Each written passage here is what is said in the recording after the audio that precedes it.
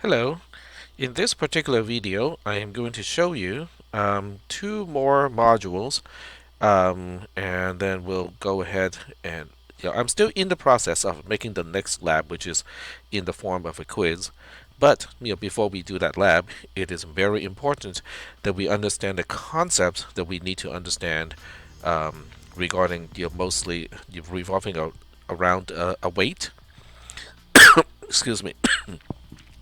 So let's go ahead and take a look at these two particular modules. They are just released.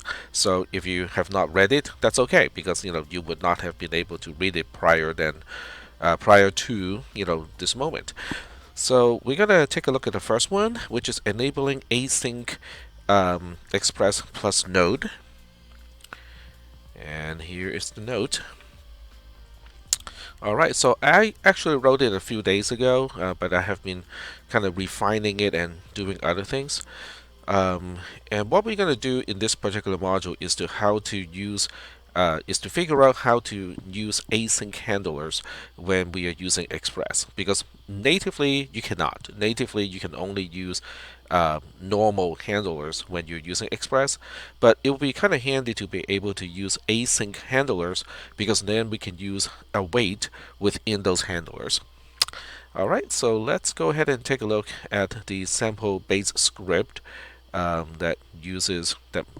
that's capable of that does not actually, this one does not use async. This is a very basic one. So what we do is we have the very usual requires at the very beginning. We create the app, we get the key and the certificate for HTTPS connection, and then we figure out what port number we're supposed to be using. So basically, all your Express scripts, up to this point already have all of these things. And in this one, we have a very simple root handler. EP stands for endpoint, so we only have to handle the root of the URL. And this is the handler. And note how we're only passing the name of the function, and we are not passing any arguments when we are specifying the callback function. So what this is actually doing is it is telling Express that when a request is trying to access the root of the URL, pass that request to this particular function, so this function can now handle it. So when it is passed, because of that, Express would actually pass the request object, which is representing a lot of information about the request itself, and also the respond object, which is what you need in order to create the actual content of the respond, and also to end the response itself. So very typical stuff, as simple as it gets. Okay, this is actually simpler than some of the scripts that you have already turned in for the labs. So no worries about this one, but this particular script, can within this script here, within EP root handler, I cannot use await, and I cannot make this function async either, because that is not expected by app.get. So the way we fix this problem is to require a different module, an additional module.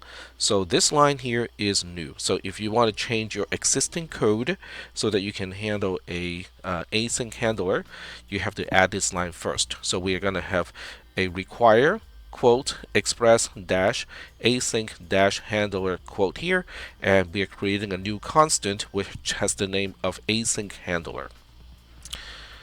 So, with this addition, now we can specify, EP root handler basically the same way as before, because I haven't really, have the need to use await just yet. But we're gonna have one example to illustrate that it is actually successful.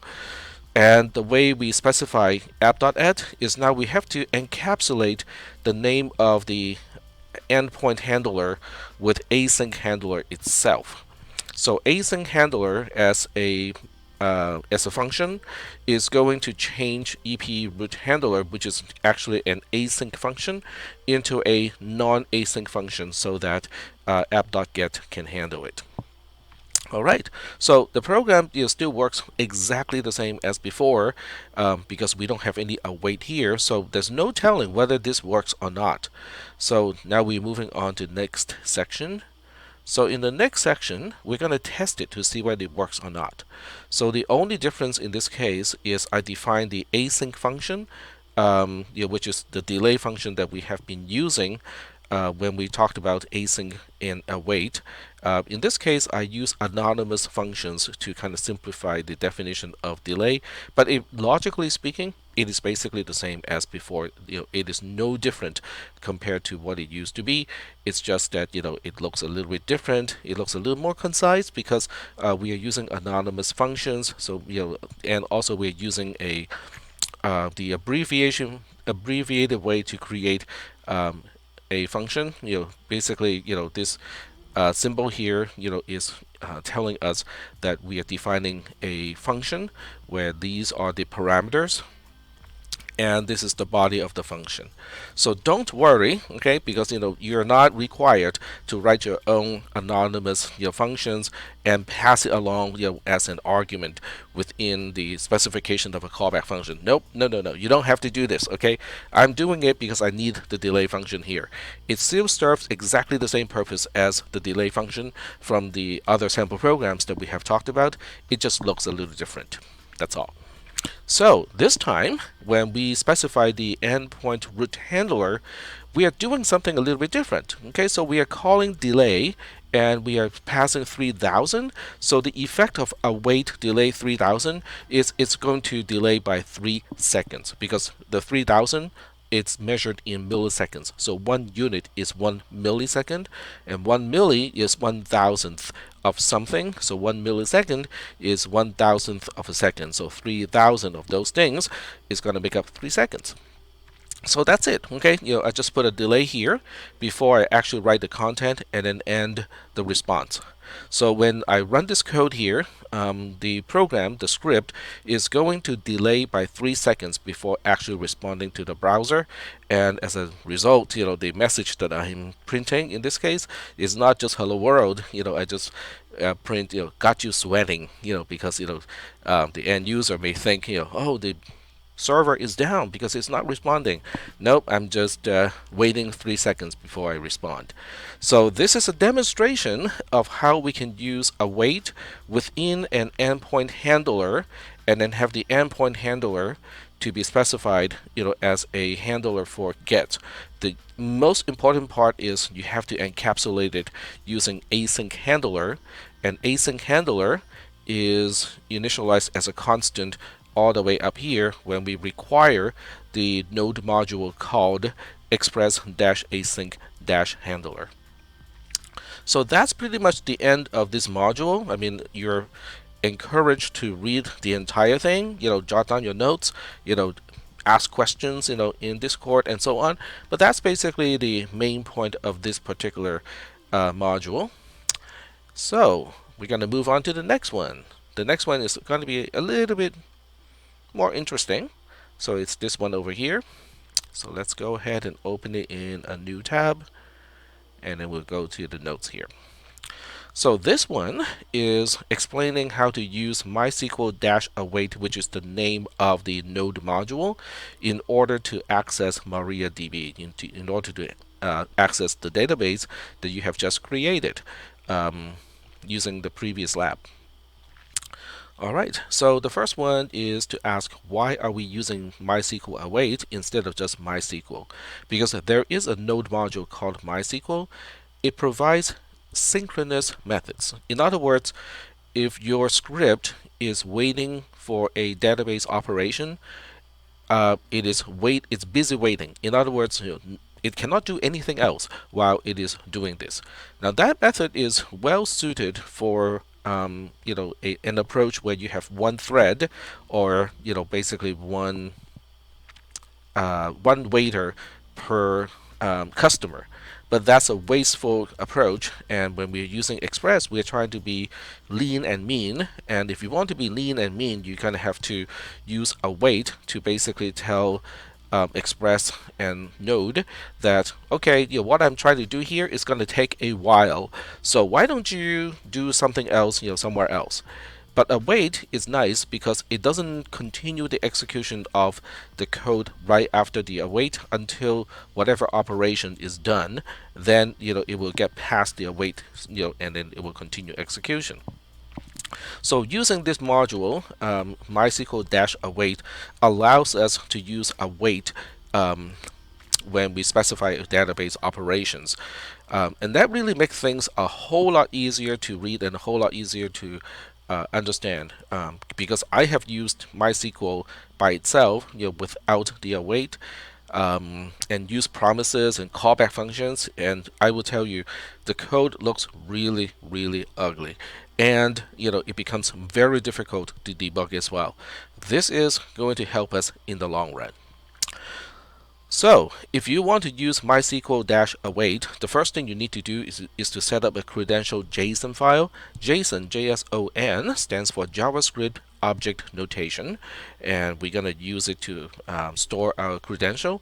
Generally speaking, it is a really bad idea to store the credential or hard code the credential, like the password, username, and the name of the database, in the script itself. Okay, that's just not a very good idea. So what we will do is to create a file, which is at the path of the home folder /.mysql secrets .json.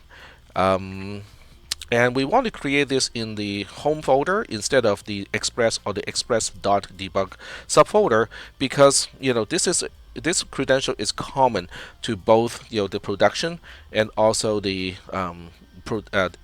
sandbox version of your app. So there's no reason why I want to create a clone of this particular file and put it into both subdirectories. So that's why I only have one that is placed in the home directory. So to create the file, you can use nano, and this would be the way to do it. The nice thing about having this part of the file path specified is you can run this command from any working directory and it will still work correctly, because I specify exactly where this file is supposed to be located. It is supposed to be in the home folder itself. Now, if I do not include the tilde and the slash, then it will be created in whatever the current working directory is. So if the current working directory is express.debug, it will create this file in express.debug, which is not what we want. Now, inside the editor, you will create a file, and it's going to look like this. A few points that are important. The double quotes are required, so do not miss the double quotes. This is a colon, so don't use a semicolon for this purpose. And between the items, we need commas. So comma is the separator between the various items within the JSON notation. Well, this is actually an object within the JSON notation. And don't forget that a few things you have to change. I want you to keep connection limit to just one. And you also want to keep the host as localhost. So the first two lines you don't want to change. The third line, you definitely want to change this part, because your username is not going to be the same as mine, and then your password is going to be your 7-digit student ID without the W, and then your database name is the same as your username, so you're going to see a repetition of this name also over here. And the text is just explaining all of that. And now we're going to move on. All right. And this particular step is optional, but I want you guys to kind of make it a habit that whenever you create a file that contains password and other sensitive data, you basically change the permission so that you are the only person who can read and write the file. Because normally, what we call a group usually can also at least read a file, and then the group that is called other, basically everybody else usually also has read access. So we want to turn off all of those things when something has your password in it. Oh, one more thing. This password here is not your SSH sign-in password. So this is not the password for you to sign into the Power Server itself so that you can have a shell access. This is the password for the MySQL or the MariaDB database. So it cannot be changed. Okay, you don't have permission to change this password, so it remains as your 7-digit student ID. So just be careful about that. So this particular program is going to test the credential. For the most part, you can just download this, from this link here, and then upload it to the Power Server into the express.debug folder. And you probably want to kill whatever app is running as your sandbox, so that you can run this one as a sandbox. So if you don't have to change a single line of this code here. That's one of the reasons why we like to separate the credential into its own file, because now the same script will run for everybody, because all the items that are specific to each user, each one of you as a student, is not actually part of the script anymore. It is actually stored in .port, which remembers the port number that you're supposed to use, and also in this case it is in that particular file. And if you read through the text here, I have main. Main is an async function, and outside of the definition of main, I just have a single call to main. This is because outside of an async function, you cannot use await. Await can only be used inside an async function. So I have to create an async function in order to use the await statement. So just reading through the code a little bit here. The first thing we do is we create an MDB connection. I choose the name MDB because it is a MariaDB, so it's just abbreviated like right there. And the connection is a connection object. So the way we create the connection object is to use mdb.createConnection. And MDB is initialized here. It is a constant that is based on the module, the node module called Mysql-await. And what we pass as an argument to create connection is the result of parsing the JSON content that is inside the file, and I'm reading it here. And the file being read is MySQL secrets.json with a dot in front. So the reason why we are not using the tilde symbol and instead we are using os.homedir is because the tilde symbol expands to the home directory only when you're in a shell environment. That's why when you sign into the Power Server and you're interacting using the command line interface, that's the shell. The shell is capable of looking at the tilde symbol and understand that it is a special symbol, and then expand it to the actual home path, which is typically in your case /home slash and then your username, and then the extra slash is over here. Okay, but inside a node program, we do not have that tilde expansion mechanism anymore. So we have to use the OS module, and the specific method that we are using here is called homedir, and it serves the same purpose as the tilde symbol. It's just a little bit awkward in this case. And the plus here is a concatenation operator. So we are looking at the homedir as a string, and then we're concatenating that string with /.mysqlsecrets.json. So now we have the full path to the JSON file that contains the credential.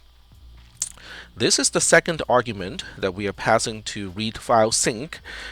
It basically specifies how we should be, what is the assumed encoding of the file. UTF-8 is pretty much the universal standard when we are talking about something that only contains English text, such as a program. But when you're dealing with something that may have other types of characters like Chinese characters or kanji or Korean characters and stuff like that, then it's no longer UTF-8. So, but for this class, we're only going to use UTF-8. So this is main. This is how we create the connection object itself. And once we have the connection object itself, it doesn't actually make a connection. All it does is to create an application form, so to speak. Okay, if you want to think about it, this is the application form. We just filled in the form and specify, okay, who is the user? This is the user. What is the password? This is the password. And what is the name of the database that we want to access? This is the name of the database that we want to access. But you're only filling in the form at this point. In order to actually make a connection, this is what you need to do if you want to use await. Okay, so any method that has the term await in front of it means that it can be awaited like this. Now, do we really want to await the connection? In other words, do we really want this to be an asynchronous operation?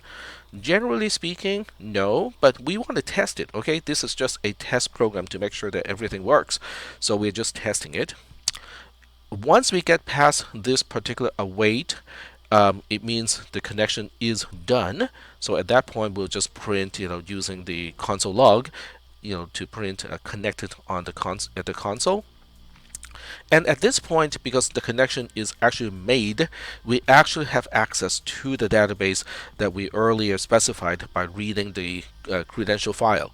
So all the operations that you actually want to do to the database should be done after await connect is done, and it should be done before await end, because await end is basically just saying, okay, I'm done with everything that I need to do with the database, and it's time to end that particular connection.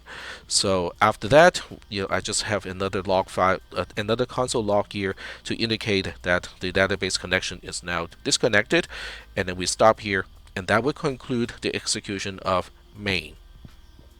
And once again, you can download the script, upload it to the Power Server, put it into express.debug, and then just run it with Node. I won't even bother to use PM2 in these cases, because for the most part, you're going to run it, just kind of test it, make sure it works, and then you want to stop it. So there's no need to use PM2. The value of PM2 is your app will continue to run after you sign off from the Power Server. So if you're just testing something, and you use the browser, hit the URL, and go like, okay, yes, it's working. Actually, in this, I lied again. I forgot. This has nothing to do with Express, okay? Nothing in this code is actually using Express. So this particular sample program and the one before, they should be put in the samples subfolder and not express.debug. Well, you don't have to, you can put it in express.debug. It's fine. It's just that it's not going to serve any pages because it doesn't have Express in it at all. So that's up to you where you want to put it and how you want to test it. That's up to you. I'm just saying that don't even bother to use PM2 because all we want is to make sure that the console prints connected and it prints disconnected. That means this code is working, that your credential is specified correctly. Now, if it doesn't work, you probably will want to use Discord to let me know along with the message that you're getting so I can help you diagnose the problem. So you might think this is it, right? We're done. We know how to connect to the database. We can move on. Well, not quite. So now we talk about an alternative to using await, like the previous code. So when you look at this particular program, it looks very much the same as the other one. And the only difference is main is not async anymore. This main is just a regular function. It's not async, okay? Which also means everything in this main can be in the global scope, which we'll see in just a little bit. Instead of using await connect, this is just connect. And the difference is await connect is designed, it's implemented in order to be used in conjunction with the word await. It is an asynchronous method. Connect, on the other hand, is not an asynchronous method. It is a synchronous method. In other words, without await, okay, this will not return until the connection is actually made. So that means by the time we get to console.log, we already know the connection is already made. And then at that point, we can use MDB connection, the connection object, to query the database. When we are all done with all the database operations, we use the method called end instead of await end, because once again, end is not an asynchronous method, it is a synchronous method. And then it prints disconnected here. So what is the difference? What is the functional difference in this case? I will tell you, in most apps, you don't really need to use await.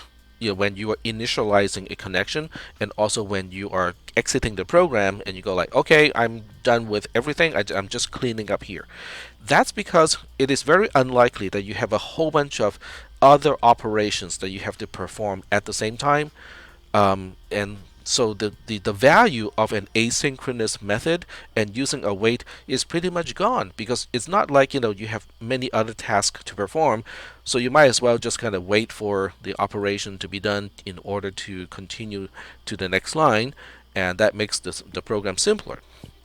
So this is an alternative, not using await. Now this is also one of the cool things about MySQL Dashwait, because it actually includes everything in MySQL as a node module, but it also includes some additional methods that can be used with await. So you have a choice. Okay, sometimes you might want to do the synchronous versions, which means you're not using await, and other times you might want to use the asynchronous version of the methods where you have to use await. So it all depends on the context. For initialization, which is basically the block of code from, whoops, I was trying to drag it or select it from here to here. This is the initialization. It's very unlikely that you have other things that you have to do while the database connection is being made. You don't have to save that time. So, just use the synchronous version of this code. It's perfectly okay. And when you are cleaning up because the program is done, same thing. It is unlikely that you have a bunch of other things that you have to do. So you might as well just use the synchronous version here. But in this particular program, everything else that you need to do, you have to everything else that you need, the database, you need to have a connection to the database in order to perform the. Okay, let me rephrase that. I just poorly structured sentences right there. Okay, so if you have anything that you need to do that require access to the database, you can only do those operations here after the connection is made and before you end the connection. So that means, this gives us a problem. It gives us a problem because MyDB connection is a local variable here, and the way we specify the endpoint handlers as a callback is it is not within here. So technically speaking, we have a problem because how do we let the endpoint handler know about the database connection object? Now you might think, okay, within the handler, every time we see somebody is trying to access a particular endpoint, we initialize the database connection and then we perform whatever we need to do in the handler, and then we disconnect the database connection. That's not going to work for a few reasons. Well, okay, I shouldn't say it's not going to work. It's not going to work efficiently for a few reasons. It's because it's really quite expensive to start a connection to a database and also to clean it up. That's actually pretty costly. So if you're doing that every single time somebody is accessing your endpoint, from a browser, you might be burning a lot of resources unnecessarily. So the idea is we really just want to have one single database connection for the entire Express app, and we'll just keep using it again over and over again. Sometimes you might need to wait because somebody is already using the connection. So in some cases, when a request is coming in, it might have to wait for a very short amount of time until the connection is available again. But it still beats having to make a new connection every single time. Okay, so that brings us to the last example. It is supposed to have a sample program down here, and it is not there. Alright, so let me solve that mystery, because I think I just may not have published the content here. Yep, I just did not publish the content. Give me a second here to publish it. Module dot. There we go. Alright, so now it is published. I'm just going to refresh the screen and go all the way to the end. So now we have an alternative to an alternative that is going to work well with Express plus Node. So the way we do it is we do not use a main function at all. So all of the code that we have earlier is now moved outside of any subroutine. So that will make MDB connection a global variable. As a global variable, it is accessible from everywhere within your script, including all of the endpoint handlers. So this is a very efficient way in order for your endpoint handlers, all to share the same database connection. So you might have a question now, which is, but the endpoint handlers, each one can be handling a specific connection, a specific request from a client. So is it really okay for all the endpoint handlers to use the same database connection?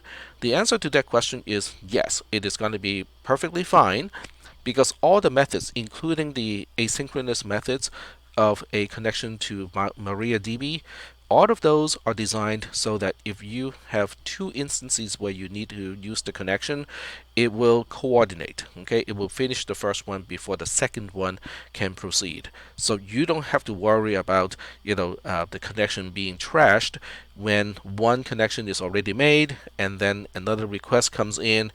The second request basically just have to wait until the first one is done using the database connection, then it can proceed. So the coordination is already done by the the node module methods, so you don't have to worry about that. So in this particular context, after the connection is made, this is where you want to initialize all the endpoints for Express. In other words, app.get, okay, is going to be here because you want to make sure that by the time a handler is called because somebody is making a request to your server, you want to make sure that by the time the handler runs, the database connection is already established, and that's it's kind of strategic, where you place the code. Okay, so basically, all the code that we have in the other Express sample programs, to initialize, Express, and to specify the endpoints, they all need to go after the database connection is made. All right, and once again, this program can also be downloaded, and you can basically upload it to the Power Server and test it. All three versions, all three programs included in this module, when you run it, they all do exactly the same thing. They should all state connected, and then they all should state disconnected. There should be no difference whatsoever that you can observe when you run the program. But the way they work are different. Okay, the methods are very different. The first one makes use of the asynchronous methods, and it uses await. The second one uses the synchronous methods, and therefore await is not there, and main doesn't need to be async anymore. But it does make everything local, and is not very suitable for an Express application. And then the third one, which is the one that you're looking at here, is suitable for Express because it is using a global variable to represent the MariaDB connection. So this is all the kind of background information that you need in order to do the lab. I'm still working on the lab. There's one due tomorrow, and so by the end of tomorrow, I'm gonna have this lab ready. So this way, you will have the next one, ready to go to work on while the previous one is due. All right, so I'm gonna upload all of this, and so you guys can watch it and take notes and learn how to do all this cool stuff.